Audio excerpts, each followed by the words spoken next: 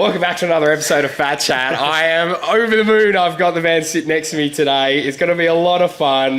He is an absolute icon down Fremantle in the football world. So he played 141 games for both Freo and the Gold Coast Suns as well. 3-time Ross Glendenning medal. Unbelievable. Everyone forgets to put Alan on the back of... Yes, we'll have to do that. Has it always been Alan? It hasn't. You know how it is in the West. Yeah, exactly. They're West Coast always dominant, West Coast. And now they thought, a bit of tokenism, let's throw a Fremantle name on the end. He's jumped in even before. It's going to be such a good chat, this, I already know. Even before I've said who it is, please welcome Michael Barlow, mate. Welcome. Didn't know I was meant to wait. No, this is great. No. I think this is... punchline. It's going to set... I think that just sets the scene for everything we're going to be talking about and doing. And I can't wait to hear all your stories from all your career. How you been? Mate, good. Yeah, really good. Very busy this time of year, kind of right in the mixer of footy season. Yeah. With all that I do. You're doing media, you're doing coaching, you're doing everything. So do a kind of myriad of things and love it. And a young family now, so I've got a 10 and a half months, just checking my watch to figure out how old she is, 10 and a half month old daughter. Been a bit of an adjustment? A little bit, yeah. More bags under the eyes or not too bad? Sleeping really well, actually. Oh, that's good. That's just age, which is what you're seeing on me at the moment. But no, life's hectic this time of year, but as I said, busy, but yeah, very fulfilling. No, that's good. And, you're such a busy man, got all sorts of things going on, but you've always been a big supporter of Body Magic. I really appreciate it. Noel on a Monday. Yes, exactly. Well, this is one of the stories I was going to bring up. So just to show what a great bloke you are. So I'm sure you remember this. So this was Noel. This was 3 years ago now. Noel's 100th game, and I sent the message out to a few people, and I said, hey, I want to do like a little montage. Little montage for him, saying, rev him up for the 100 games. And I sent it out to a few of them, and, it got some good replies going, oh, good job, Noel, whatever. Quick little short, sharp ones. I sent it out to Mick Barlow. He sent it back within 30 seconds, and he's giving me this. Flying in the paper. Noel's 100th this week for Fremantle CBC. 99, really good one. So, Noel, Michael Barlow, you might remember me when I used to... So good. Freo, but now, not so much. You probably don't reckon. So far for Fremantle CBC. In your 100th game, think you start full forward, get your coach... Oh, yeah. Pop him full forward. Put him in the cage. Win the toss, kick with the win. First quarter... Was he the captain? He was captain, oh yeah. No hugging girls during the game. I forgot about that bit. Oh, mate, it was iconic, and he loved it. How'd he play? Man, he did really well. I think he kicked a goal in the 100th. You should have seen him ready to run out in the banner. Yeah, it was awesome. But I thought there's one other story that I thought you'd appreciate as well of Noel, and I haven't actually told it on the pod before, and I thought this is perfect time to do it, that I've got you. So this is probably maybe 4 or 5 games after the 100, and we're getting thumped by this team, like absolutely smoked. Like it was just a shit game. Yeah. Rainy, everything, and they're like the top guys, they're huge. And there's like a very big a range of disabilities and ability the guys on the team, but there's some pretty good players on the other team. So we're getting thumped. This ball comes up. It's the last quarter. It's like 2 minutes ago. It must be down by like 100 points. This ball goes up. First time it's come into the 50 the whole time, and it's coming in Noel's direction. Right, this big high flying ball, big up nice and high. And he's running, and I'm allowed on the field, like sort of like Oz kick, because you can coach out there. So I'm sitting there, and I'm about 20 metres from it. I'm like, no, go. He's right under this thing, where he's tracking it beautifully, eyes on the footy, and coming in the other direction at full tilt is the biggest fridge on the other team. He's 3 times Noel's weight. He's coming steaming down the whole way, and Noel's got the eyes on the footy the whole time, and he absolutely cleans Noel up, full 360 in the air. Noel slaps down onto the deck, and he's like, oh, and he's popped his shoulder out, and I'm like running over, and I'm over the top of him, and I'm like, mate, your guy's crying. I'm sorry I didn't take the mark. And I'm like, no. I'm feeling terrible because I'm revving him up to get in there. Anyway, and then the umpire gives him a free kick. There's no, it's your free kick, but he's there. His shoulder's hanging out. It's all out. And the umpire goes, it's your free kick. And we sort of sit him up a little bit. And he goes, where do I have to take the kick from? And the umpire says, I'll give you 50 as well from the goal line. It was only 20 metres from goal. And he goes, Sweet. Pops his own shoulder backs in, grabs the ball, grabs it off the umpire, the siren's gone, he kicks it through the fucking middle into the car park. Oh my God, it was like probably one of the best moments of football I've ever seen in my life. Brought them within 95 points. Exactly right. It was like he won the game, the stretcher had come out, we waved the stretcher back off, it was awesome. Yeah. But, all right, let's talk all about you. So let's go right back to the start. I want to know about where you grew up, how you got into football and your family and all that sort of stuff. Oh, absolutely, yeah. So grew up in Shepparton, 2 hours north here of Melbourne. And yeah, I think growing up in kind of regional Victoria, sport is all you do. Like, and I think, and you would empathise or relate to this, that growing up, I think in our era, I think I'm a little bit older than you, but like it was, no technology. I think Nintendo was around. That's all you kind of played. A bit of a Nintendo fix, maybe. I think we're on a bit of a limit in Nintendo in the Barlow household, and not a huge amount of TV at nights. It was big backyard, go out there kick the footy, and just hurt each other. Yeah, nice. And play cricket and footy and brothers and sisters. So I was one of 5. Oh, one of 5. Oh my gosh, no, chaos. Yeah, 4 boys and then a girl. So Maisie the youngest. Herb, Dom, and Declan, the brothers, and I'm right smack bang in the middle. And great. I loved it. So growing up in Shepparton... So you got a little bit of a beat down, but also you were able to give some other siblings a little bit of a... Yeah, my two older brothers, quite physical operators, but they used to take their anger a lot of the time out on each other. Yeah. So I'd sit in one out, one back behind them. Perfect. And then my younger brother would get through bruise free. So, lovely upbringing. I went to boarding school in year 10 at Assumption College, which is kind of a pretty well-known football school.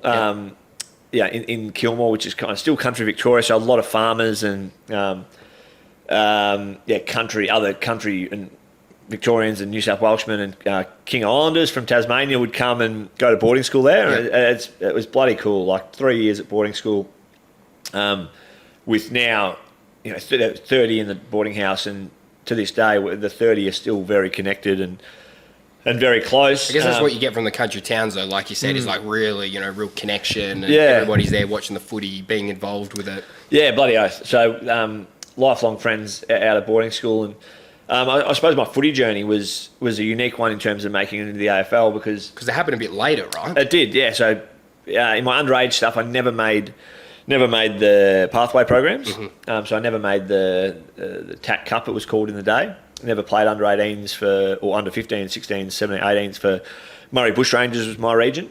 So school footy, local footy, took school very seriously, thinking and having a very good awareness that that would be my way to earn a living. Yep. I didn't love the blue collar nature of physical labour and all of that in terms of a work career.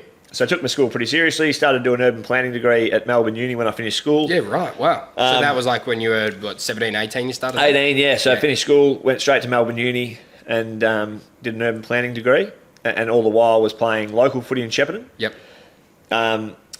Enjoying the uni lifestyle and all of that. So life was simple, life was good. Yep. And then 2 years into my uni degree, I started to have a pretty good year at local footy.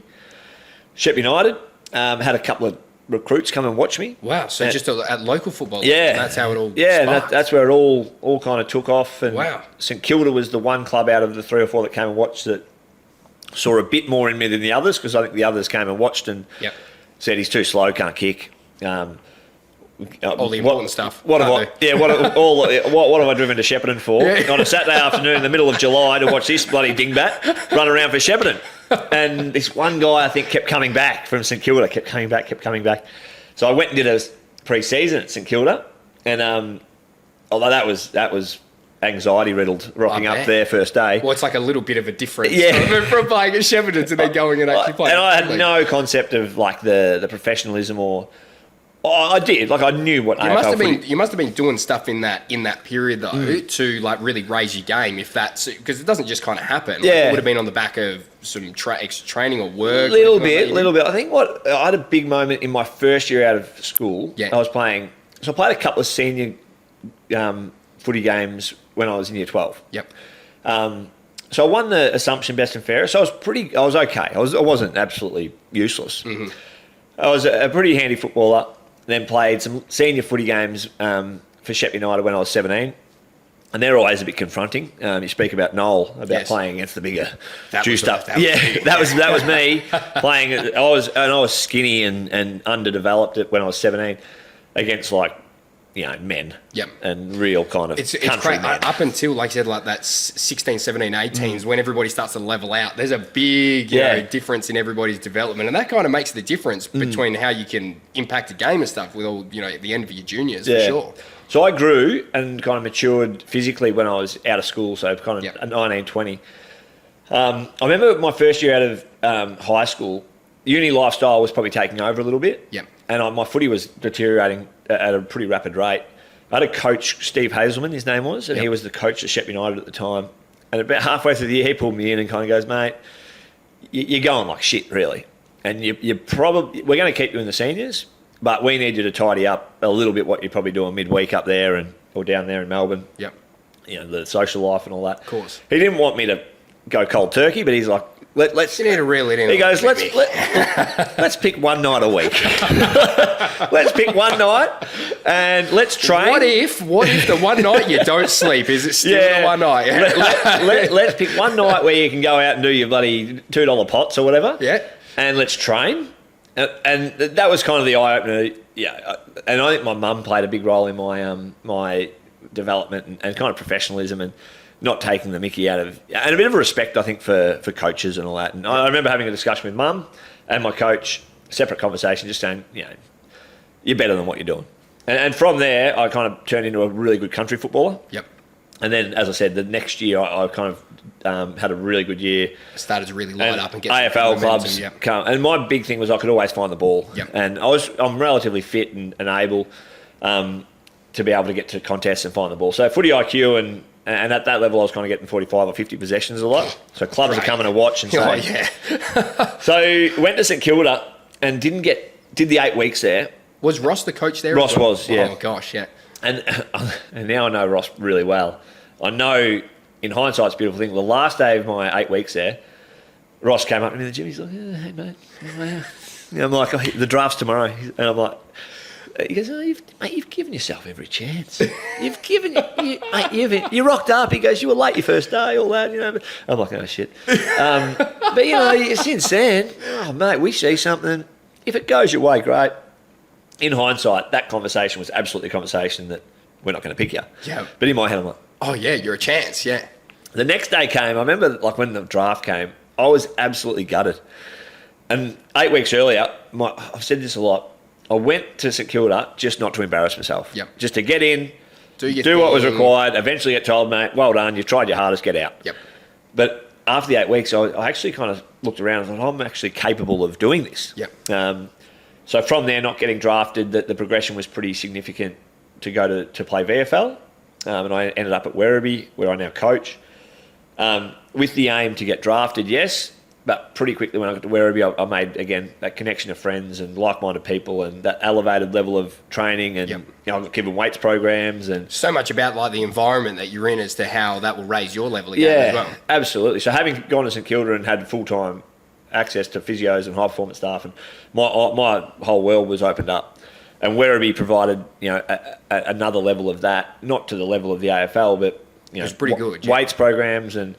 Then your lifestyle really did pull back to make footy a priority. Yep. So, diet and nutrition. And from there, I had, 2 years. And say this, I reckon initially I went to Werribee for a year saying, I'm going to play a year, finish my uni degree, go to Shepparton and play. If I don't get drafted, live and play in Shepparton. Yep. After a year, didn't get picked up. Despite St Kilda saying, have a good year and we'll ring you. Yeah, they didn't call. Lost the number, yeah. But from there it was very much, again, you meet these people that I'm, I've got 6 to 8 really close friends from my time at Werribee initially playing that now, in my best group of mates.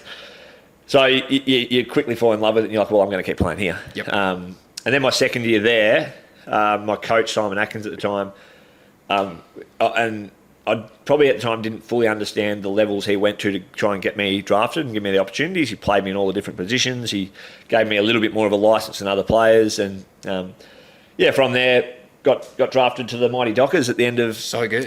that year. And it was a bloody special moment getting picked up in the rookie draft. Because I remember I was on my computer, and it was just kind of like it refreshed every 30 seconds, the picks. Yep. And Mum was there, and your parents are always there for your ups and downs. And probably my career had largely been downs since kind of getting the opportunity to train at St Kilda. It was like I pinned all my hopes on this, and you kept falling short. Yeah. So they see the disappointments. And then just for Mum to be there when my name popped up, and unreal. She didn't know what was going on. She's like, "What's going on?" I'm like, "Oh, I'm going to Fremantle." And just the joy and emotion, just all that work and all the behind the scenes stuff and all the roller coaster bits and pieces that goes on with that. That's awesome. So that was special, yeah. And then you brushed over it a little bit, but with St Kilda, you were late your first day. Tell me that. Well, I can work it in a bit later with the story because it's St Kilda. I remember the guy's name was. John Peake, I think his name was, the recruiting manager. He gave me the sheet and he goes, "Here's your schedule for the next 8 weeks or 6 weeks." And I'm like, "No worries. First day is at the Botanical Gardens at 8 o'clock. All right. No worries. See you there. So I'm like, 8 o'clock, okay. It's probably a little bit earlier than I was getting up back in that day. And off we go to the Botanical Gardens. And I'm like driving Mum's car, trying to figure out, just move that a little bit. Yeah. Got to the Botanical Gardens. I feel like I was a little bit late, like 8:05 because I couldn't get a park. But I already see these guys in St Kilda uniforms running around. And I'm like, they said 8 o'clock. Yeah. Oh, well, maybe. So the start time was 8 o'clock. Maybe it was staggered groups or something. Nah, 8 o'clock, there was start, 7 o'clock warm up. So I rock up and I'm in, I have no gear, no St Kilda gear. So I just rock up to someone with St Kilda stuff and I go, "Right, I'm Michael Barlow." And they're like, "Okay, who gives a fuck? I don't care who you are." He goes, "Yep." And I'm like, "Oh, I'm meant to be training." And they're like, "Still think you're taking the piss. That you're not who, no one's told me about this." They go, "All right, just run a lap and we'll figure it out at the end." So I'm running off, no timer on me. And I'm like, this is so embarrassing.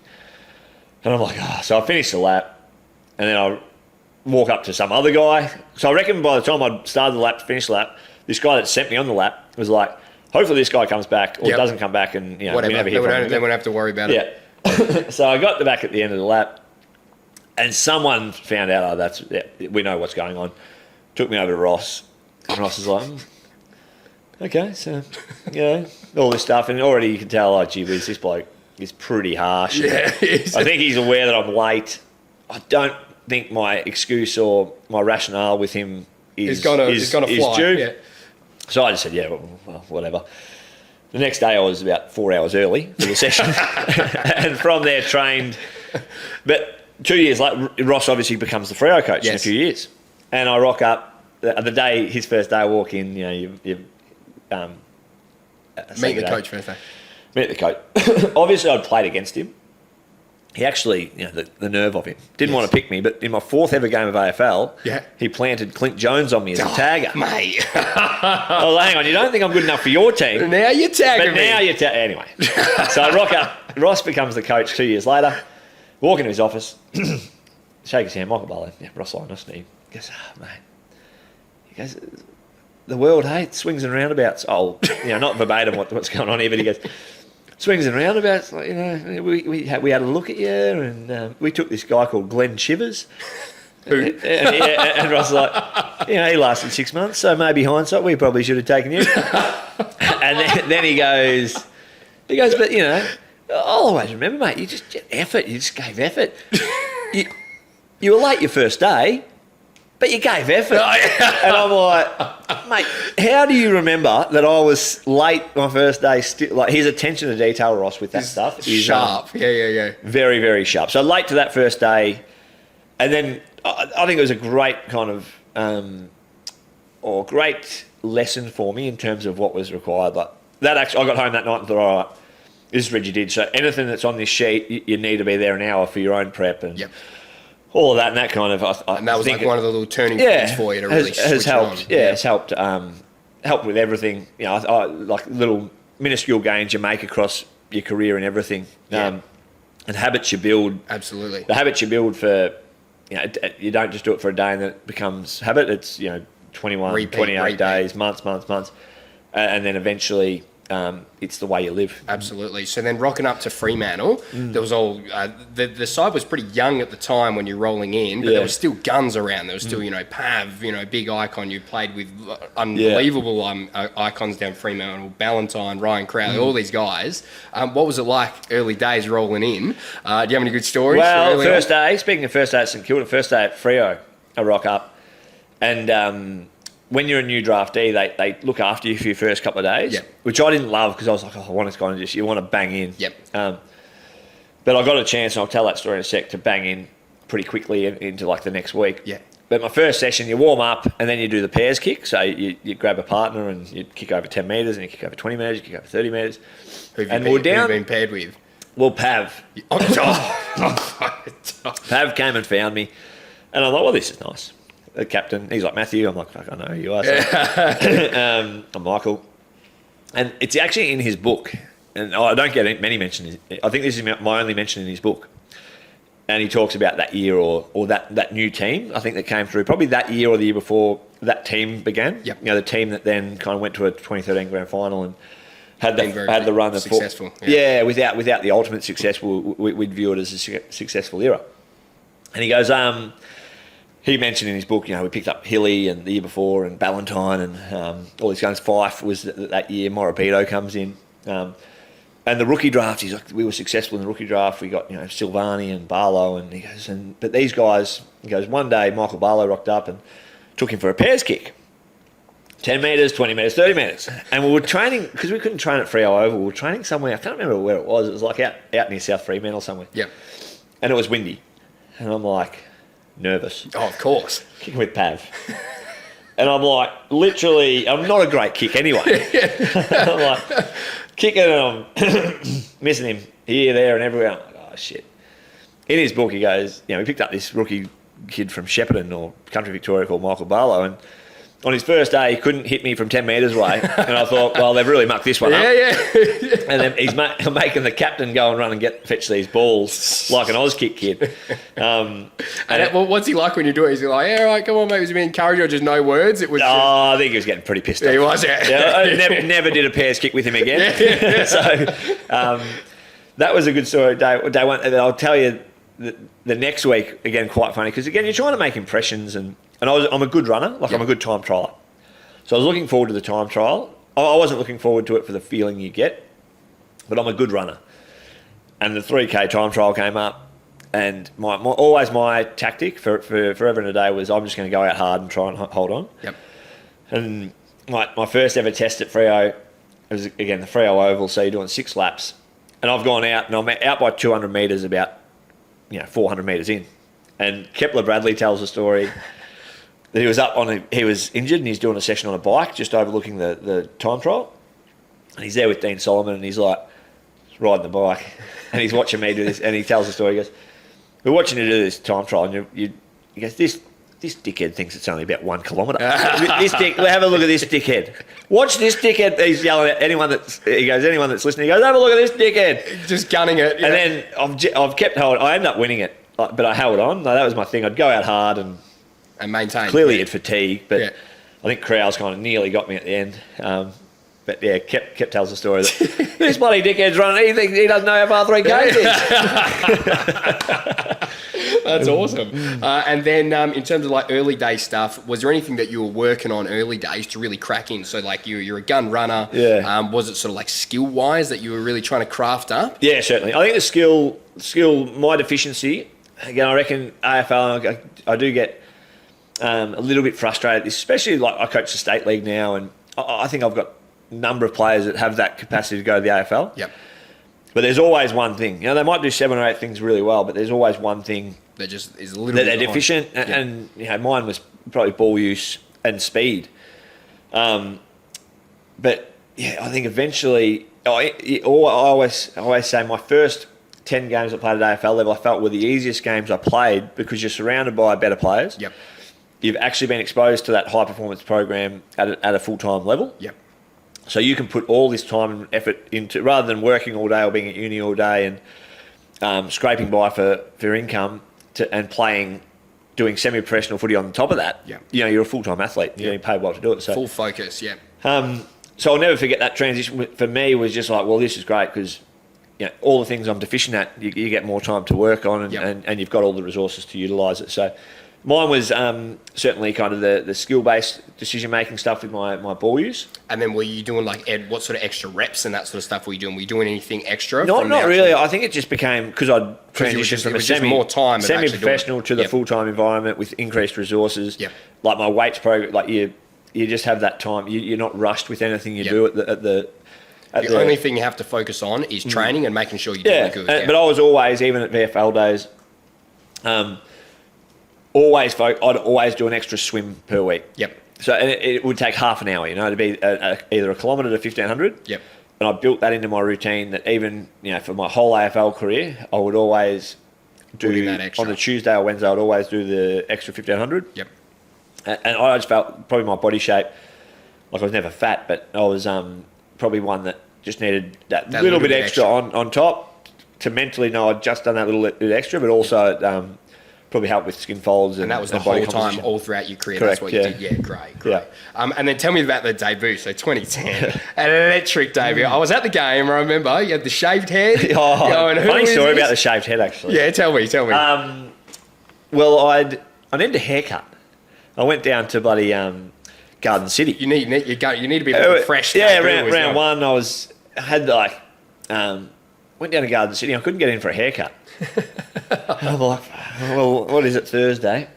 And it was Thursday night. I was like, I'll just do it myself. Bad choice. So I've just started to do it, and then I got to the point where I'm like, I've completely banned this. And I was living with a couple of the players at the time. Have you ever cut your hair before that? Never. No, right. Never. When I was at boarding school, we used to cut each other's hair. So not really. No. So I started to cut my own hair, and it didn't go down well. But and then just thought, well, I had to shave it. No, I didn't even shave it that well in the end. It was like a little bit patchy, very patchy kind of. It's pretty embarrassing. And I remember playing the first game because I was thinking, I've just always had like this, hair that was just kind of messy and bit whatever. Probably like grown out. And I'm like, all my mates are probably going to like watch me first time ever on an AFL game. And they're going to be like, what the fuck? He's going through a mental breakdown. Like, just on the hair stuff as well. I did get told this one. I was going to bring it up later, but since we're on the hair topic. Apparently there's a rumour going around that you love putting lemon juice through your hair. You want to tell me? Which brand of material? I can't reveal my sources, but on the Gold probably Coast, great brand material. They call me, Trent McKenzie used to call me Lemon, and Jared Grant on the Gold Coast. I genuinely think, this is mine, because I used to... He's been rattled. Late in my career, I was trying to get the timings right, all right? I remember once at Freo, my last couple of years there, used to bleach my Converses. White Cons used to get... So you'd freshen them up. Bleach them, soak them, dry them, keep them. Yeah. Mate, it looks like a new pair of Cons every 6 months, or 6 weeks. And I remember, I got to the point where you're soaking them in bleach and your hands are in bleach. And I used to have, just wave through my hair, not thinking. This is true. So you'd be I'm washing bleaching the thing, and then I'm like, wash my head, and then just scratch my head. I'm looking good in the mirror like that. Well, not really, just scratch my head or put my hair to the side.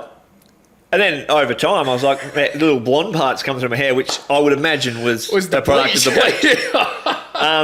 So then I copped a bit of grief when I went to the Gold Coast, because I think similar stuff was happening, and then I started getting called lemon juice head by these boys. They're like, you put lemon... And I'm like, well, I don't, but now I will. So I'll start put lemon juice in my hair. And embrace the sun in Queensland, and little patches of kind of... I thought it was pretty good. Would sprout up, just giving you that surfy look. Yeah. Couldn't surf to save myself, but... but it looked like you could. Lemon juice, yeah. All right, sorry, back to the debut. So how did that come about? And then tell me about the game as well. I think the only one that I could think, and you actually messaged back to the story of mine when I put it up, when Nick Martin, a guy that I trained, he had a great debut, and I said, not as good as yours, and he went, you're right. Yeah, but Nick Martin, he did have a good game, didn't he? What did he have? He had 30 he had five goals. 28 or something like that. That's solid. But they lost. Yeah, I'm a team man. We won. But that is good. And good luck. Nick Martin is a great example of why that transition from state league, I'd be interested in your story, state league to AFL. When you have that time and that ability to utilise resources, funnily enough, you become a better player. Yep. So the debut was pretty special. I debuted with Alex Silvani, Anthony Morabito as well. So it was at round 1 as well. Round 1, yeah. 2010, 2010, and we won. And to this day, I feel like that was one of the easier games of football I played for all the reasons I've alluded to. You come into this environment where you're surrounded by better players. You automatically improve your own game because you're a full-time athlete. And I think that kind of energy and that feeling of what you're about to do, excitement, just propels you to think that how good is this. And you're coaching at that point of your career, early in your career, you're not overcoached. You are very much pretty raw, just learning as you go. That they understand. All right, let's kind of not pollute these guys' heads that are playing their first games and just get them out there and play. Obviously, over time, more strategy and more expectation and responsibility comes with the role you play. But the first game was very unpolluted and a great memory, a really good memory. Family came over from Victoria and big hype, just buzzing, and we won. And I reckon the biggest crowd I'd played in before that was probably a couple of thousand. And to play in front of probably 35,000 at Subiaco was just pretty humming cool. as well, And as you were getting into that sort of 2012, 2013 era, that was humming down Subiaco over there. It was so good. And then early on as well, you had some unbelievable games. So then it was only a few rounds later that you win the Ross Glendenning Allen Medal for best on ground for the Derby. And again, was there for that was an amazing game. Tell us through all that. You won 3 in the end as well. I did win 3, and they were all pretty early in my career. I'm adamant I shouldn't have won any. Like I had okay games, but I remember the first game. I can't remember. It's a long time ago, but I don't think I was the best player on the ground.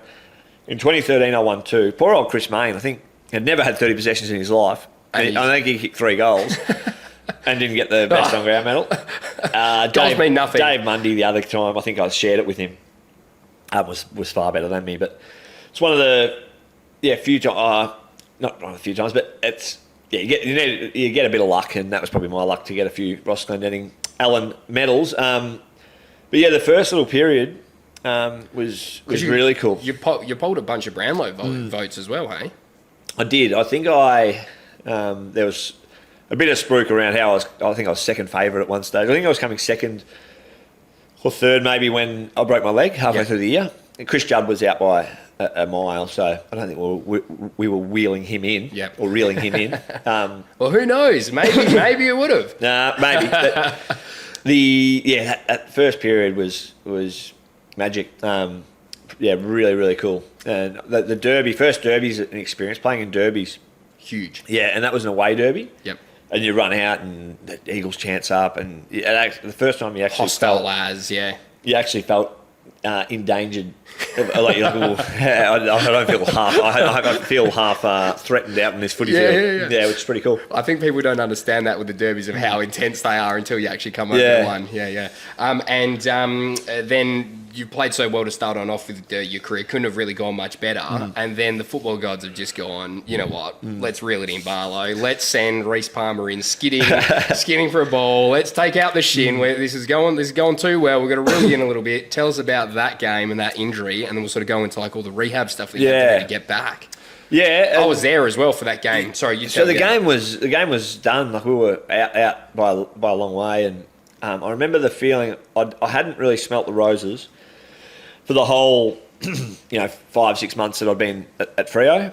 I just enjoyed the moment and enjoyed what the flow of events were. You're just going great. Life is good. Life is great. Like to be on, and life levels itself out in different ways. But I remember I went back in that game. I started to think, how good is this? Like this is magic. We're going to be in the top 4 at the end of this day, and I'm playing well. And my family was over from Victoria that weekend.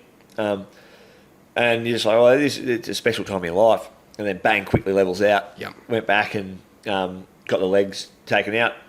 Broken, knew pretty quickly what had happened. Yeah. And Yeah, it was a bit of a shame. But you got up to start off when you got hit, because where I was sitting at Subi Oval is I'm talking direct. It's burned into my head, seeing us 50 metres away, right in like the cheer squad bit. Yeah. And you stood up, and your leg on the angle that I was on just completely just went C-bend like this. Yeah, so that's what I saw as well. 'Cause I was like, I think it's okay. And I remember just wobbling it a bit like that. I was like, I got up, and as I put any sort of weight on it, just went separated.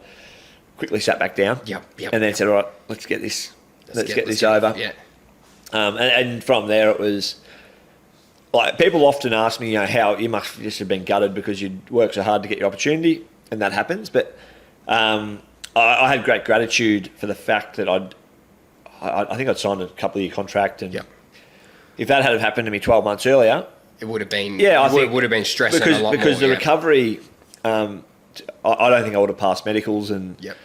And also, if you haven't got that sort of game experience that you've come and done that, you ain't getting past. Like you said, the first lot of medicals and just ticking boxes for it. So I'm a full-time athlete, getting paid to recover and put time into my rehab. I had some darkish moments throughout the rehab, but the gratitude was fairly overwhelming for the situation I was in. Yeah, and then the rehab process, what were you doing, who were you working with, how long did it take? Because for some people, that can be like an injury that, you don't actually come back from. You mentioned that you went through some really sort of dark periods and patches with it. What were you doing physically in terms of the rehab? And then also, what were you doing mentally to get yourself through that?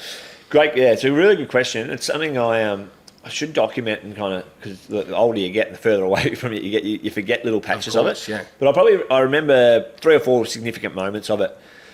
When I first did it, I was very lucky to have a couple of guys. I think Michael Voss, Nathan Brown, Gary Lyon were 3 guys that had broken their legs in their careers, and they all reached out and said, "Do they really?" Yeah. So Voss and Gary Lyon had no issues with their leg. Yep. When they broke it, recovered. I think it was like 3 to 6 months. They were back playing and no worries.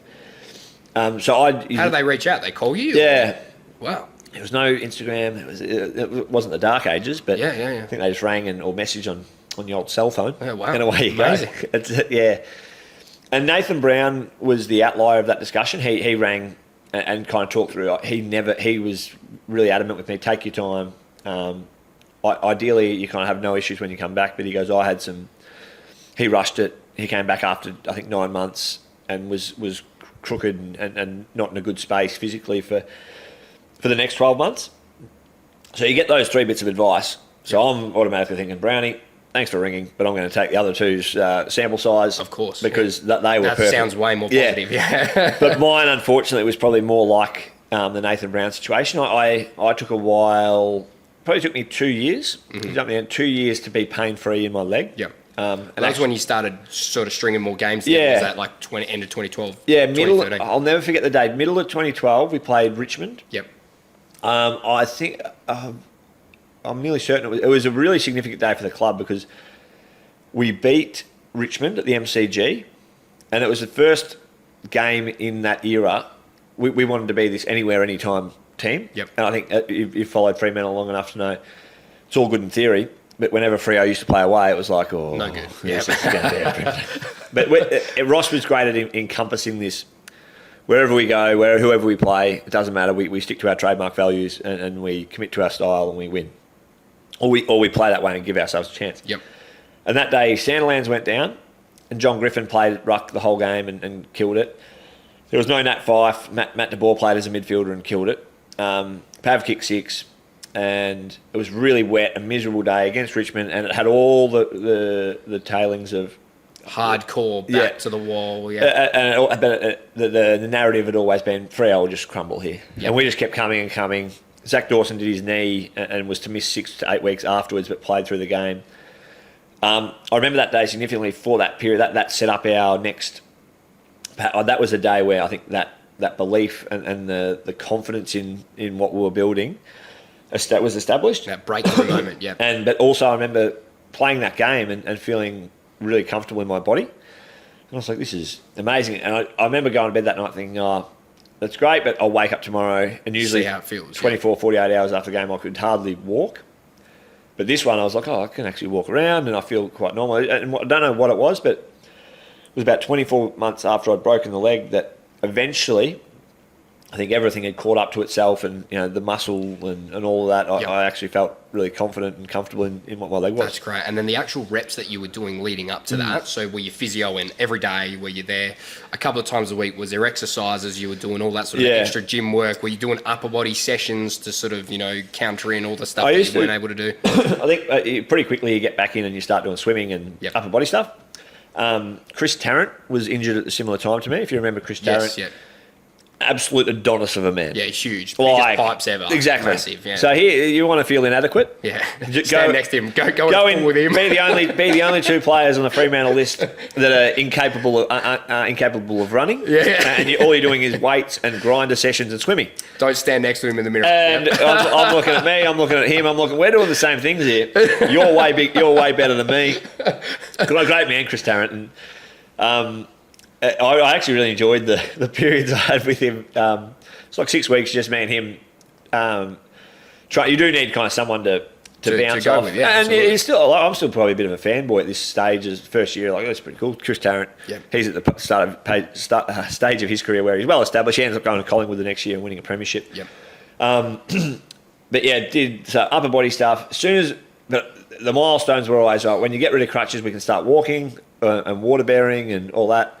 And again, I've got in my head, as soon as I start walking, everything will build up really nicely. Then I'll start running, then I'll start playing. Yep. It just never felt right? Like I remember when I took the crutches off and started walking, like I still had this really significant pain in my shins. Not where I broke it, but in different parts of my shins. And I probably didn't document with the physios and the rehab guys to the level the pain was. Mm-hmm. So even like the progressions came and all right, we can start running now. And I remember when I started running, I was limping and like I had a rock in my shoe the way I was moving, and my leg was still really skinny, and I was like, it's still excruciating pain, but I won't report it. So there was just moments along that way. Like I was doing a lot of strengthening exercises, but I think the big bit of advice I would impart to whoever, and I've done a little bit since with guys that have gone through it, is you can't neglect your glutes and your quads and your hammies. Like you've just got to build that part of your body up. Yeah. And as soon as they are as strong and capable as the other side of your body, that's when I would recommend you getting back to the full weight bearing of running. Yep. So a lot of that I did a lot of it. I was a pro. Like I didn't neglect my rehab, but I don't think I fully listened to my body that it wasn't playing catch up quick enough. It's always good, like looking back on it, I should have done this with that. But like when you're in the moment, because you're trying to, the big part of injuries and rehab is like the mentality side of things as well. So was there anything that you were doing, sports psychologist wise or anything like that to sort of get you through? And was there any like real difficult times? Yeah, I remember once I came off and I did a running session, and the Michael Dobbin, the sports science, 2IC at the time was kind of in charge of the rehab, and I was running and I was doing it and I was in agony and my gait must have been horrible, but I kept doing it. I was like, I'm just going to keep going because I keep going. I was ticking another box and I'll be close to playing. And he pulled me off and he said, he pulled me off the track and said, sounded a bit weird, didn't it? He pulled me off the track and he said, he goes, oh mate, he goes, go and hit the pool and do an off-leg session because you look like shit. Mm-hmm. And I was just gutted. I was like, well, that means, I'm further back than what I'm... Further back, and I've been... like, they know I'm sore, and I remember I was just gutted. And Dobbo was great. I remember Dobbo kind of coming in and talking me through it. So, man, that's all right. And he was just a bit of an earpiece for me, for my frustration. Like, this is just bullshit. And he actually said, he goes, do a little bit of recovery, shower up and go home. Yep. And just disconnect. And they were really hard times. They were probably some harder times for me because, again, it had a great connection and networking of friends in WA, but didn't have like that family connection. So when you go through those periods of time, you need people close to you to help. Yeah, too. And your mum and dad were so far away. You'd call them and say, I'm no good. Like my season's probably done, and you can't kind of just go and decompress and get circuit breakers with family. Like I have lifelong friends and great connections in WA, but a lot of those were your mates that were playing footy at the time. It's totally different with actually having your family. Yeah, I remember that. Friends around. I remember those periods. So I did connect with sports psych fairly strongly in that next patch. Kim Mercer at the time, and I remember she did some stuff with me where you just lie down and she just do the mental imagery stuff and talk to you. And some people will fluff this off as, voodoo stuff and whatever. It's been such a common thing that pretty much all the sports athletes that I've had on have just been talking about how much the imagery and visualization works. So I remember sitting down with her and she goes, right, we're going to do some imagery and you're going to lie down and we're going to actually, like, there's going to be an elements of hypnosis to it. And I'm like, I don't really care. Like, let's just do it because I need something. And so she started to talk to me about, you just picture yourself running out, warming up, and you're pain-free, and you work down the body. And again, you do have, and she would understand this, and a lot of sports psychologists understand, the athlete in you at times is saying, this is fucking rubbish. This is shit, yeah. But I just committed to it and did it with her, and over time, I think that played a role in my return to play, because I did play under sufferance and pain for probably the back half of 11 and the first half of 2012. Yep. And as I said, that moment in time, middle of 2012, I pretty much became a normal athlete again, where I could play, recover, had all that confidence. recover in the same timeline as the other players, do the full training sessions.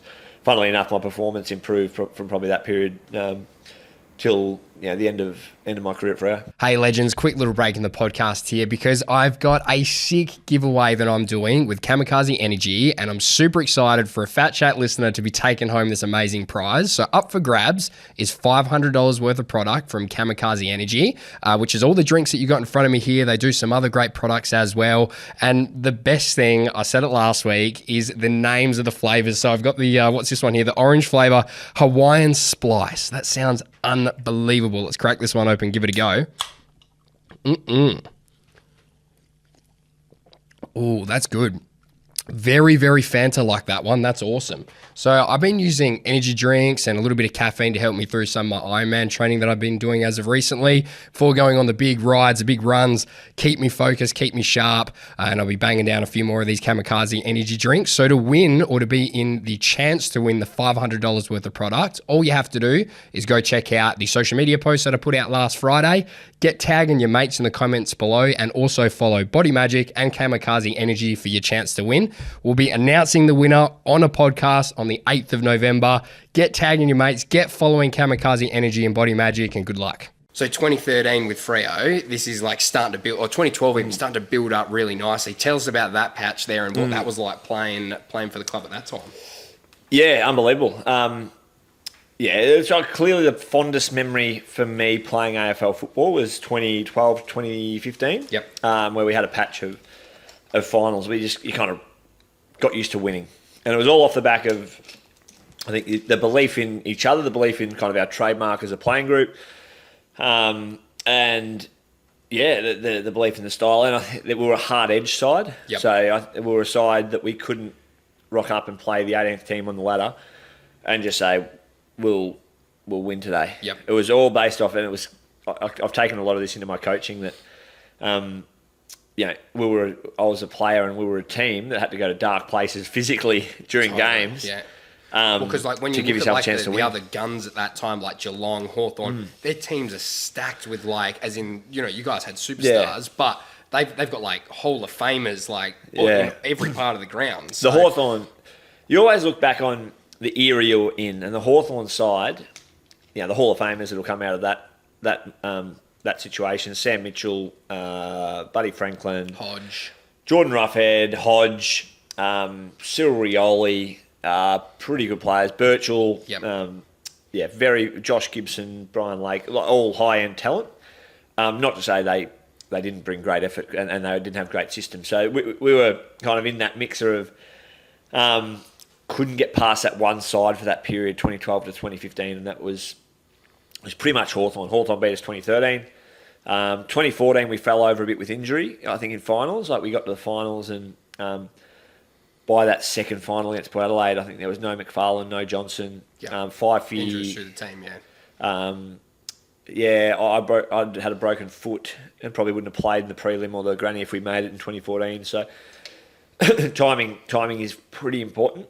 But in terms of what that side, we never won a premiership, but I guarantee you that connection of that group and the special existence or the lifelong lessons that I've taken to kind of from that period into my life and my professions that I'm doing now is is very profound because, the high-performing teams have high-performing individuals, and to see Pavlich and McFarlane and Sandilands and Fife and Ballantyne, their greatest qualities were off work ethic, personability, trust, and it was a pretty special team to be a part of. Absolutely. And then Ross Lyons, the coach. You must have some good Ross stories from back in the day. You do the They've all been told that well. They've all been told. Maybe some of my listeners haven't heard. So what's your golden one that you got? There's some golden ones. He feel like I was a bit one of his because I think from what I've been told, you're either in his good books or the bad books, right? But even when you're in his good books, you're in his bad books. We actually had a book. I lived with Lee Spur in 2013. Yep. Great calves on Lee Spur. Lee Spur, great calves. It's remarkable, right? And you'd probably know a bit about this, the industry you're in. People with great calves always tend to pop their calves. You can't injure your calf when you don't have any. Hence why I've never had a calf issue in my life. Lee Spur always used to pop his calves. Like he'd go for a jog and twinge it. No, tore my calf. Honestly, it's a thing. The bit was the bigger muscles. You got more stuff to tear up. Yeah, so remarkable. Waste of time. So I did his calves. Where were we? But we had a book at home, and it was called Mix Sprays.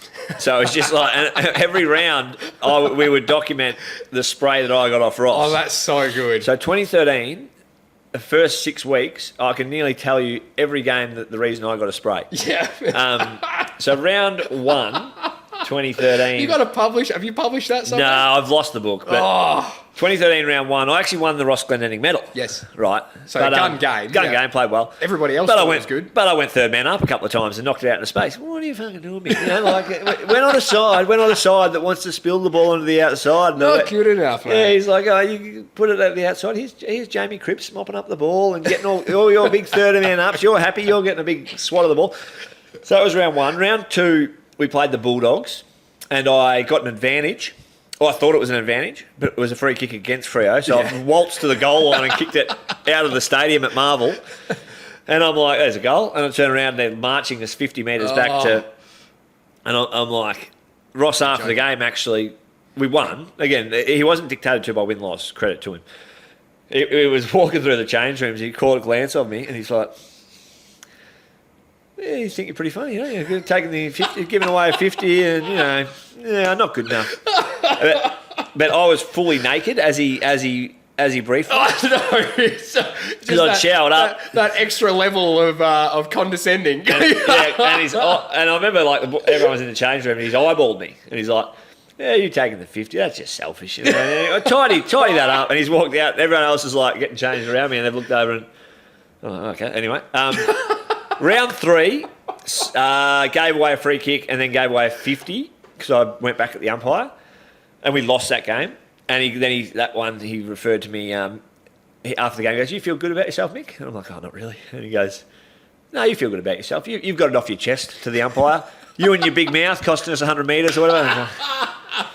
And then they kind of kept just adding up this 20. We got to round 6, and every game I'd copped... had something to write down. Yeah, I think by round 6, it might have been my 100th game. And still copped the spray about something. And then after I remember... You call that 100 games, mate. Yeah. He had this amazing way of pulling you back in, though, and just bringing you back, keeping you humble. I played my 50th game in Tasmania, and... he had my name on the board. Oh, and the 100th game was funny as well, because 100th game, he goes, "I don't usually do this. I don't get sentimental about players." He goes, "Mick, you're one of my favourites." And I'm like, you just had a funny way of kind of showing this. Okay, hang on. He goes, "I'm going to give you a lick of the ice cream today." Mate, for 90% of my games under Ross, I started on the bench. He goes, grabbed my magnet, he goes, "You're going to start in the middle." It's like Auskick. It was like, it's because it's your birthday. Yeah, you're in the middle. You're starting in the middle. And it lasted about 3 minutes. And then get Mick Barlow out of the middle. He's getting torched on the spread. So I'm taking over a bit here. That's awesome. That was a couple of sprays. There was only once in my career, right, I thought, right, I've clocked it. Yep. No way Ross can get pissed off at me. Yep. It was 2016. My career was nearly over with Freo. We were going like shit as a team, and I was tagging. When Ross told me I was tagging, that's when I kind of rang the manager and said, I think it's over.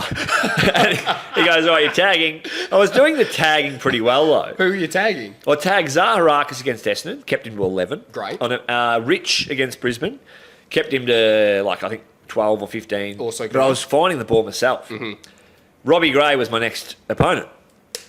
And Robbie, I was like, with all due respect to Zaharakis and Rich, they were playing in underperforming sides. Yep.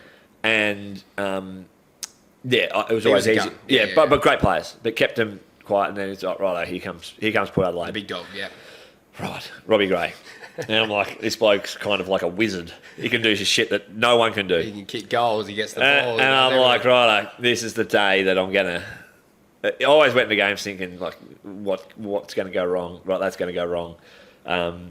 That's really going to be ugly, how this is going to end. And then if it didn't happen, you're like, well, that wasn't too bad. Yeah. So I tagged Robbie, and I think it's kind of like, and in fairness to Robbie, it was one of those days for him where ball would bounce between us, and it'd bounce right to me. Yeah. You just had everything going your way. Fell in my lap, would go through his leg, fall into my hands. Yeah. Love those days. I'd 43 and kicked 2. Yep. And he had, I think, 15 or 16. So I'd had a pretty good outing. And you also took out the best player. Amazing. Yeah. So I'm feeling pretty good about myself. And Monday comes. As you should, yeah. I'm walking through the corridors. And I'm like, this is the one week I reckon I can walk past Ross Lyon's door, and he'll be like Mick, like nearly standing O stuff. Like, it's, mate, you've done it. Beautiful work. But I walk past the office, and I've just gone past knowing he would have seen me. And I just hear, Mick. I pop my head in. Come in here, mate. And he goes, I think there was a seat there. I might exaggerate this, but there's a seat that's pulled out. We go to sit. He goes, no, stay standing. And I'm like, you won't be here long. Yeah. I'm like, okay. He goes, just watching the tape. Forward 50, Port Adelaide, too much leg rope. He goes, Robbie Gray, should have kicked 3. And then he just gives you the, get out. And I'm like, what more do you want? That's when I did ring the manager and say, genuinely over here, mate. Yeah. Get on the phone and get on the phone hard. I'm going to tag it now. Yeah, that's so good. So like Robbie Gray, awesome matchup. Was there any other ones that were like real iconic for you? Like real battles either throughout your whole career that maybe you and someone else matched up on real hard? Not really. The tagging stuff was... Oh, not so much tagging, but just like opponents. Oh, it's pretty cool, like playing like Chris Gerard. Like my first year, genuinely like 12 months earlier, I'd been like playing VFL and watching these guys and being like, how good is Chris Gerard? How good is Gary Ablett? And, I remember getting tagged by Cameron Ling. It felt like in my third game. He came off the square and got me under the ribs. And I'd kind of had a crack in my rib, I think, that week. And couldn't breathe for the whole game. And he just... Tough man, yeah. Yeah, but Lingy. Again, I was a Geelong fan. So running around after 3 games against Cameron Ling and... against this Geelong side that was the reigning premier, it was like, yeah, this is bloody pretty cool. So there was just, especially my first year, there was moments like that where you were a bit of a fanboy, but still playing and kind of taking it all in. The longer you were in it, it became a little bit more normalised. Chris Judd, my first year, I played kind of on him a bit, and that was pretty cool. Like, I always marvelled at those guys that, like, it was so much of our opposition prep was, how good is Chris Judd? How are we going to stop him? Yep. So that's a whole week. Yep. And you go out there and play against him, and you're like, poor old Juddy is out here with 22 guys. Doing his thing, and we've just been talking about him We've been talking about him the whole week, and our whole plan is to stop him. Yep. And I'm kind of just this little pawn in the system that you wouldn't get too much opposition and attention into a lot of the time. So I think my first year was... the eye-opening situation of Definitely. It all. And then in terms of like your teammates as well, so you have like iconic figures like we said before, Pav, Ballas, Ryan Crowley, all these like real like, cult hero icons, Kepler Bradley. Have you got any good stories from any of Kepler Bradley?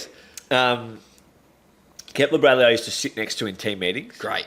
And one of the great men, Kepler. Was he an attentive person in the team meetings? Yeah, well, he tried to be, but he couldn't read. Right. Like his vision, we sat third row in the theatre. So like first row, second row, third row. And we were obviously a bit further back than the first row. I don't know if he was sitting in the first row, he would have been able to read anyway. Yeah. But we used to have this system when the team was behind a blind. And Ross would do his thing. He'd be like, we're playing Carlton this week, and, we've got to stop their uncontested marks. And, it's really important to put the pressure on the ball. And when we get the ball back, boys, let's just calm down with it, drive the car, all that shit. And we'd listen, and we'd wait for the team to go up. And Kepler couldn't read. So it's behind like a little springboard thing. And he'd just spring up. Unreal. You'd see the team. The big reveal. And you go through your matchups. You go, you're doing this, you're doing this. We're going to run with... Mark Murphy this week, and if he pops out of the square, all that, I loved it. It was all this shit, magnets going everywhere, but Kepler couldn't read, as I kept saying. So he's like, I don't know what was going through his melon. And he was a notorious player to be in the side, out the side, in the side. So he couldn't see his magnet. Yep. So we used to have a system where in hindsight, this system was a poor system. I used to just pat him, can't remember if it was pat him softly if he was in. Yeah. And grab him if he was out. Like, to say, you're out, mate. Yeah. Whether one day I mucked it up and I'd given him the wrong signal. Because the team goes up. I remember the team went up pretty early this day. It's like there's a team like, he's in. But I must have gone so he's in. He's got the wrong message, And then lost in translation. The meeting's gone for another 20 minutes and all I hear is Kepler go. And I'm like, He's really fired up for this match, which was uncommon because he was quite reserved. He just used to go out there playing. Oh, thank fuck, that's over. He was that kind of guy. Yeah. But he was breathing heavy and real angry. And as soon as the meeting got up, he storms over chairs, gets out, and I'm talking about and he's like, "What's wrong? Well, what's wrong, buddy? You right?" He goes, "Oh, mate, of all weeks, I thought I'd be in this week. I've been playing well at bloody West Perth." And I said, "You are in." And he goes, I thought you, buddy, gave me the tap. Yeah, you gave me the signal. I said, well, whatever. The signal was meant to be that you were in. He goes, "Oh, okay, we've got to tidy up that signal."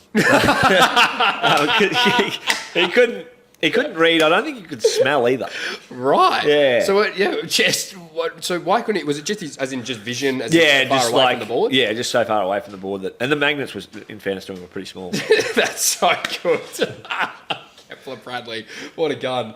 So then 2016 season for Fred, that's when that's coming towards the end of your time there. How did that all come about? Like you said, you're kind of noticing that you're getting a tagging role, you're going, fuck this, you're getting the feel. How did it come up to go over to the Gold Coast? Yeah, played a bit of so I remember 13 well 12 finals, 13 grand final, 14 top 4. Yeah, sorry, so it's 15 prelim. Yep. And I feel like that prelim's one that we were in control of the game, and Hawthorn just had a patch. And I feel the 16 season came, and whether it just become a bit too much for everyone, like we'd been so close. That just happens, to a group. Yeah. And we changed some things. Never really heard Ross talk, but from the outside looking in, we went from a top 4 side to a side that lost the first 10 games. Yep. And we made a big shift in what we wanted to do with our ball movement that year. Like, the one side we couldn't get past for forever was Hawthorn. And Hawthorn used to have this great ball movement method, really simple ball movement method. And we largely tried to replicate it and tried to say, this is how we want to play. Yeah. And it wasn't us. We were a bit of a grinding side, and our ball movement seemed to hold up against every side apart from Hawthorn. So we went chasing Hawthorn. Yep. And all of a sudden, all the other teams thought, because yeah. we're trying to turn, Zach Dawson, who I love but can't kick the ball, into Grant Birchall, and we're trying to turn everyone into Grant Birchall, Brent Guerra off half back, and bulleting these passes and getting this overlap, and everyone's got to be like Stephen Hill. Yep. So it kind of fell apart pretty quickly. Yep. And we went 0-10 in that period. We started to see Matt DeBoer, Tendai Mazungu get dropped. I got dropped. So players, DeBoer, Mazungu and myself were out of contract. Yep. And so we were, and others were getting dropped, like Gary Kibbertson, Subban. So a lot of the mainstay for years were making way for Lockie Weller and Ed Langdon, which you guys. Yeah, which happens when your club is going down towards the bottom. Pretty early on in that year, because at the start of the year I was like, let's chat with the manager. Let's back myself in. Yeah. 28, have a good year. That's 10 for 3. Round 8 comes, you're playing for Peel Thunder. And you're like... Down in Mandurah going, what the fuck? Yeah, against East... No, we're playing Peel Thunder against East Perth in horrible conditions at 10 a.m. in the morning. And you're like... You ring your manager and go... Not sure the plan's going exactly how we scripted it. Got back in, though, to the team. Because I probably, at that period, thought... you get it. You do get it. You're like... Ross has signed for 5 years. Yeah, he's not going anywhere. His plan's okay. And his contract was watertight, he kept telling us. Yep. So the last half year came back in and was tagging. And I loved it. Like I would have been very interested to know how it would have come about, because my last period at Freo was tagging and loving it. We started to play okay. Yep. And I thought, fuck, this is pretty good. Crowds had finished up, and Ross loved to tag us. I was like, I might. There was a game, we played Geelong at Freo, at Subi, sorry. Yep. And I was... Yeah, for my first time in years, I was playing as a midfielder or tagging and finding the ball and probably enjoying footy to a higher level. But just after half time in this game against Geelong, ball spills out. I'll tell this story a bit, but our meetings, our review of games always started with trademark vision. Yep. And your trademark vision relates to your values on the ground. And the week before against Collingwood, there was an RFI trademark clip for me, so room for improvement. The ball spills out. And the inference from the coaching staff was that I didn't go hard enough at the contest. And I was like, I'll take that on board. And next time I get a chance at a 50-50 ball, I am in. I'm on there, yeah. Funnily enough, you get a quick chance the next week. Ball spills out, and I'm halfway between me and Link McCarthy, who plays for Geelong at the time. And I'm like, righto, no RFI this week. I just go at it, lower the body, bang. He gets me right on the shoulder. And like... Straight away, I'm like, oh, yep, that hurt. I'm like, oh, I hope it's just one of those stingers. I've never had a shoulder injury, but it's waiting for it to wake up. Go to the next contest. Ball gets hit towards me, to my left arm, and I'm like... Can't move. I couldn't move the arm. I was like, my arm wasn't listening to my body. Oh, God. So I'm like, might have to go off. Actually, Ballas, we went to the next stoppage, and Ballas looks at me and goes, get the fuck off. He's like, what are you doing? Stop being a hero. Yeah, he's like, mate, what are you doing? Like, I'll never forget it. I was like... And as I went off, that's the last time I ever played for Freo. Like, there's moments I went off and I'm like, that because I knew my career situation. I was like, oh, this is probably 4 games left in the season. Yeah. I went off and I'm like, oh, this could be bad. Even if it's like a AC joint and you miss, they're probably just going to put you're done. Yep. So I remember being in tears in the rooms because they told me, oh, you might have an AC, and I was aware of the career mortality. Went and got scans on the next day, and the results came back that it was like a car crash shoulder, like it was fractured. The nerve was caught. The nerve was the biggest issue was the nerve. Yep. So the nerve was compromised. So when your nerve's not working, your arm's not moving. You can't do it. And I got told that it could be 2 years before you move your arm. Oh my God. So this was a bit like, oh God. I had to have some serious discussions with kind of family and all that. Is this it? Yeah. And is it a career-ending injury? And is it, do I... And it all became... Because 7 days earlier I was thinking, I'm playing well enough to either stay here at Freo... Or get somewhere else. Or go somewhere else with some good currency. Yep. As soon as this happened, I've never got the full debrief from Freo in terms of whether, medically I probably wasn't able... Yep. Because there was some really concerns if I would recover. And I remember at the end of the day getting delisted by Freo and having some robust discussions in there with Ross and Chris Bond when the delisting happened. They'd be good kind of tell-all or vision of delistings and how those conversations go down. But Freo... so I couldn't get trade. I remember my manager was like, it's a trade currency. He's like, I think your shoulder's probably holding you back and we need to get medicals. And... so I went to the Suns and did a medical, and I remember at the time, I was like, well, it was probably 3 months after the surgery, and I still was like pretty limp in it, and I could lift it to about there. Yep. Obviously, eventually it came good, but I remember doing like a really extensive physical with the physio there, and the club doctor, and pretty much later that day or the next day, Rocket and Marcus Ashcroft said, we're keen to offer you a contract and you've passed your physical. I couldn't sign the contract quick enough. Just get the arm up. Yeah, I was lucky I was right-handed. Yeah. it has, and yeah, that's their job, and they do a terrific job, the medics. But at the time, I was a bit like, still really wasted and couldn't. But yeah, I was pretty much into full training as the next pre-season started with the Suns, and had Adelaide interested at the time as well. Suns and Adelaide. Yep.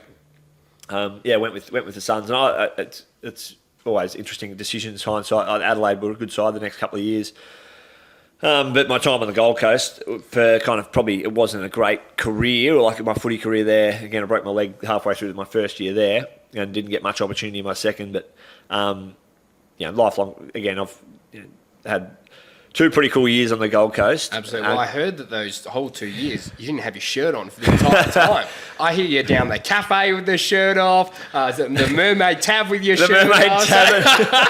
Is that true? Oh, Brandon and I. Brandon Matera, who is a very, very good friend. Very funny man. And that's tall. And funnily enough, he did the flipper. He went from Gold Coast to Freo. Yeah, you did the trade. But for my first year with him on the Gold Coast, we pretty much, he was injured. Again, when you injure yourself, you're often in rehab, and that's when you build really close connections. Of course, because you're with that just one-on-one, because the team is so many of you the whole time. And Brandon was one that was in rehab, and we used to do these Saturday mornings sessions. Alex Rigby was our rehab coach, and he used to call it the empty out session. Yeah. So they were gruesome. They were like 5 hours. Yeah. It was like you have to, in a team, you have to get like, I don't even know if this equates to a proper session, but it's like you have to swim 5Ks, you have to ride 100Ks in your pair, you have to do the climb, you have to climb Mount Everest on these steppers.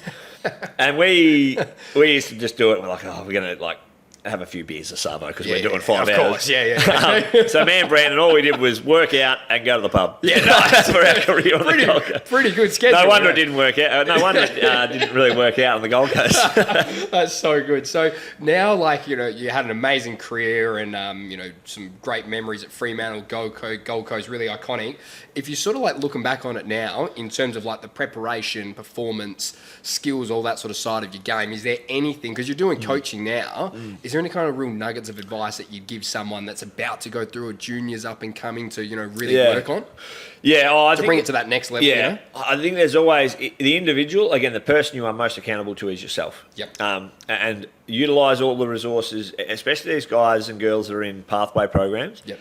That have resources of, specialist coaching, and just always utilise that. Like at Werribee, we run between 5 and 5:45 before training is our craft program, and that's just where you can get out and get your unlimited touch. Get your reps in, sometimes it's quite basic handball drills or little kicking games or whatever it is, but the reps help. Yep. Repetition is king, and a lot of our guys can't access that because they might be working and get there late. But what we've seen is there's an easier option at times, especially this time of year when it gets to the middle of winter. I'll just kind of get a rub instead of the 5 till 5:45. Keep building the habit that prioritise those opportunities to do the rep, do the skill, and over time it benefits. And you're not going to get that instant feedback that you do one session and you're all of a sudden Gary Ablett. Yep. You've got to commit to the time, commit to the work, commit to the plan. Absolutely. And then you're in the media space big time. You're bloody everywhere. You've got your own show on 7 Mates at the moment in Perth. We do. Yeah. How's that going? How's the show going? It's good, with Zave. He's someone, Xavier Ellis, who I'll say this, one endearing thing for him. I love working with him. He is... I love what I'm kind of... He was my first personal training AFL client. I've seen that. He didn't last. He lasted for the period that he was in, and then he's not been back since. Well, he said, I made Body Magic who he is because honestly, that was a big turning point, and it was then that it all just kind of started linking up together. So and I'm glad he says that. He's a good man, and I think he's. People won't understand this. His work rate is second to none. Like in the media game, you have to. So big. There's so much. He's got 2 kids at home and a wife, and he'll do the breakfast radio, other gigs. He's always someone that'll say yes, and and give his time. And I love working with him because he brings a different lens. I think we try and bring a little bit of a different lens, a little bit of a light-hearted lens to an industry that sometimes can be a little bit very serious, bit serious, and a little bit probably at times toxic as well. So we like to tackle some issues, but then also have a bit of fun and largely pay out on each other. He pays out on my nose, and I just pay out on his general being.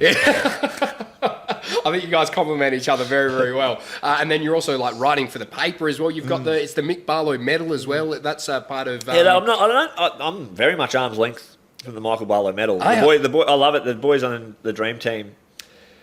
Harry Shee's all right. So you don't really have too much to do with how they do that one. Nah, it's just they're just using the trademark which name. Sheasel might take it over if he's going. I'm not a big dream teamer. Yep. But yeah, do a bit of media stuff and write the paper in the West. Do the show for 7 Mate and 7 Plus with Zave, Hamish Brayshaw, Dean Margetts, and then Hamish do some Brayshaw, stuff. very funny as well. Just very.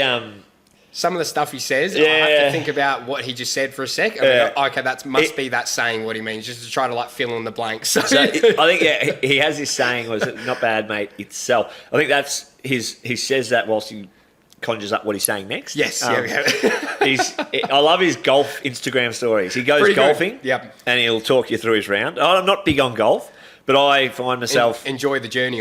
Enthralling. He's like, not hitting them that well, but 2 holes to play, and if I go eagle birdie, then I've had a good round. Which eagle birdie is hard to get. And then, so you're coaching Werribee. Do you have like any aspirations to get to the next level of coaching? Because that's obviously VFL level, so that's a super high level. Yeah. Have you got any interest of getting into the AFL or? Well, I've had some opportunities to go into the AFL, coach. So great. I'm quite lucky. Assistant or? Like in the development space. Yeah. But what I'm doing now, like the VFL. It's a serious competition. We're in a competition with 14 AFL aligned clubs. I'm full time with Werribee as the coach. So I feel like what I'm doing complements my life pretty well with a young family and still a media interest. But also coaching your own team, I think there's no...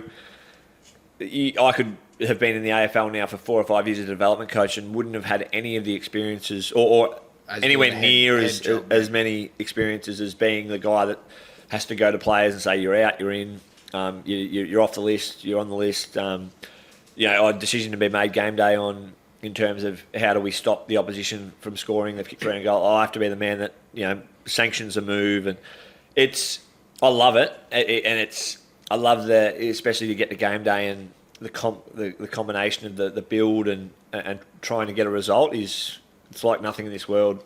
Doing a job that. At the end of the day, it's win-loss, and you're motivated to give your guys a chance to win. So, long way of, I suppose, answering your question that I'm getting all these experiences at the moment in coaching that I otherwise probably wouldn't get in some spaces I've been offered in the AFL landscape.